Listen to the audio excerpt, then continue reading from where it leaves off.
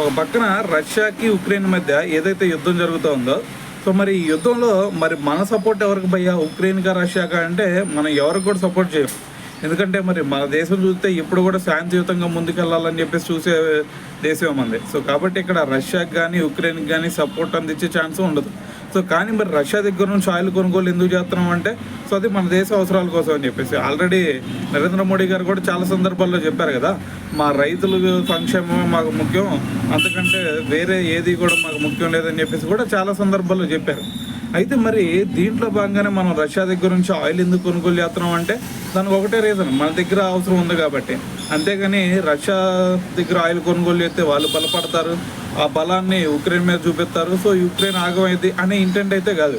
So మరి కానీ USA చూసుకుంటే దానికి వ్యతిరేకంగా ఏమంటున్నారు, మరి రష్యా ఉక్రెయిన్ మీద యుద్ధం చేయడానికి అసలు పరోక్షంగా కారణం ఇండియానే, వాళ్ళే వెనకమాల నుంచి నడిపిస్తున్నారని చెప్పేసి యూఎస్ కూడా చాలా సందర్భాల్లో మాట్లాడింది అనమాట. అయితే మరి ఇప్పుడు వీటిని బేస్ చేసుకునే ఉక్రెయిన్ అధ్యక్షుడైన జెలెన్స్కీ రీసెంట్గా నరేంద్ర మోడీ గారికి కూడా ఫోన్ చేశాడు. దాని తర్వాత మోడీ గారు కూడా మంచిగా మాట్లాడారు. సో ఈవెన్ చెప్పాలంటే జెలెన్స్కీని ఇండియాకి రమ్మని చెప్పేసి కూడా ఆహ్వానించడం జరిగిందనమాట. అయితే ఇప్పుడు ఇదే జెలెన్స్కీ ఇంత మంచిగా ఉండి మన ఫోన్లో కూడా మాట్లాడి ఇప్పుడు ఏమో స్టేట్మెంట్లు ఇస్తున్నాడు తెలుసా. ఇప్పుడు యూఎస్ ఏదైతే ఇండియా మీద టారిఫ్ వేసిందో అవి 100% కరెక్ట్ అని చెప్పేసి ఒక స్టేట్మెంట్ ఇచ్చాడు.